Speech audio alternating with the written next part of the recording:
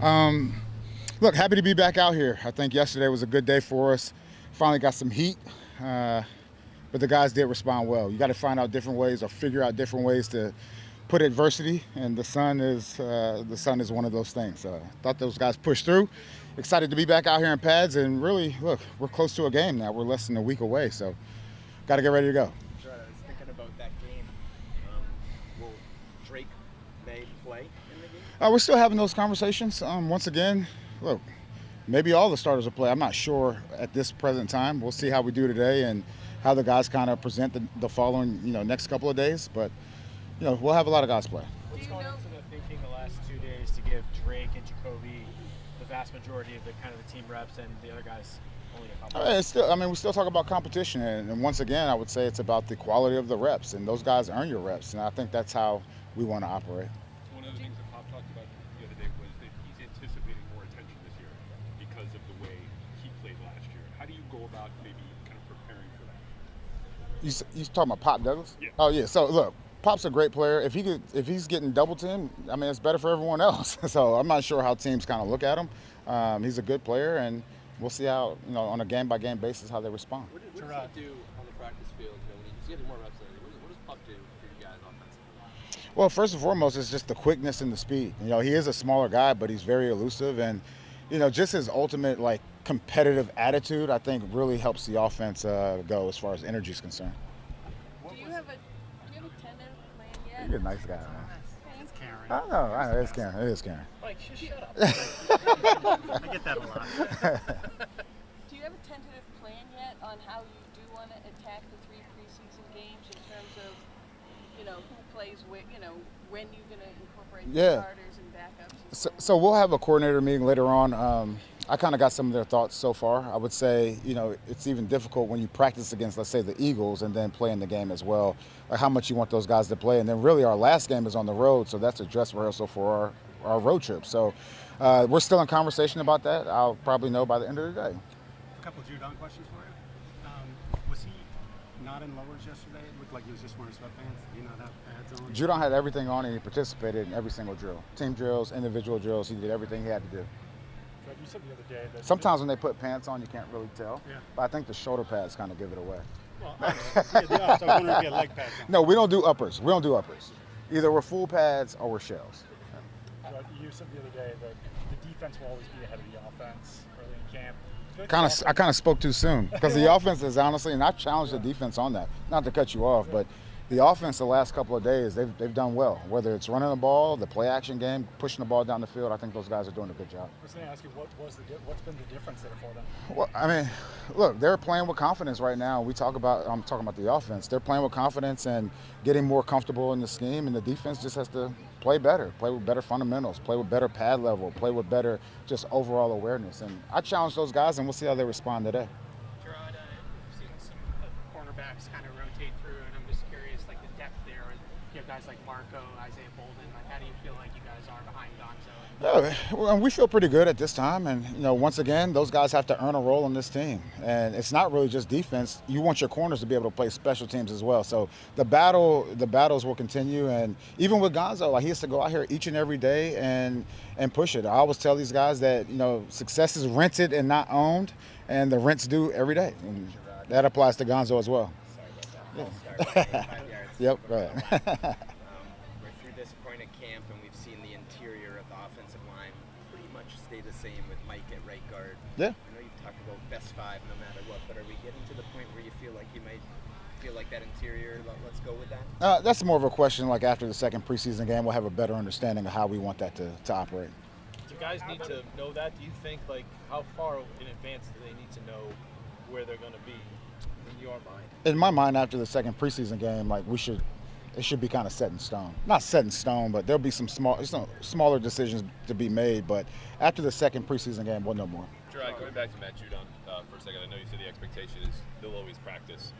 Do you have an agreement with him that he'll continue to practice in pads? Because he didn't do that last year amid his contract dispute. I expect all of our players to, if the dress is full pads, to come out here in full pads. I expect all of our players to, if the dress is shells, then to be out here in shells. And like I said, we're moving past the Judon thing. We're both in a good place. I think the team's in a good place, and we're pushing forward. How do you view the first preseason game? Are you going to be installing a game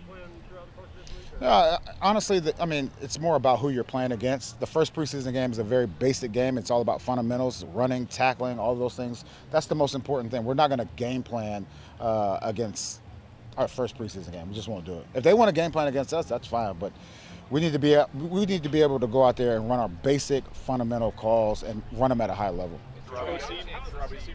Oh, whoa. See Marte observing, and I think using a walkie-talkie. Can you just explain what he's doing and how that helps him? Yeah, you know, he needs another call. And if you're not standing by a coach, sometimes you don't get the call, especially when we're not signaling. Look, Marte is a very smart individual, and he's still engaged, which I appreciate, and I think his teammates appreciate as well. How have you seen Hawkins fitting in with that safety group with some of the injuries for the Yeah, I mean, he's going to be a big piece of the group, and honestly, you know, as you go throughout the preseason, he'll play a lot. There's one for you. He'll play a lot in the preseason to see what he really has to offer. That running back behind Ramondre and Antonio, you got some guys there. What are you seeing from like Hasty? Yeah. Look, Kevin Harris came in. You know, he's an off-season award winner. He's done a great job in the weight room, a great job on the football field. But once again, we'll see when we get to the games. Hasty, he has a unique skill set, a little bit different than the rest of those guys, but he's been out here making plays as well, and we'll see how it all kind of pans out. Coach, I noticed during 2-minute drill yesterday, it was a lot of first and second year receivers out there with the group. I don't want to read too much into that, but what did that mean to have those young guys out there in a critical situation? It was great, you know, and once again, when you talk about adversity, it was a little bit of a, let's say, a warmer day for those guys, and just to see them push through that, it was very encouraging, very encouraging.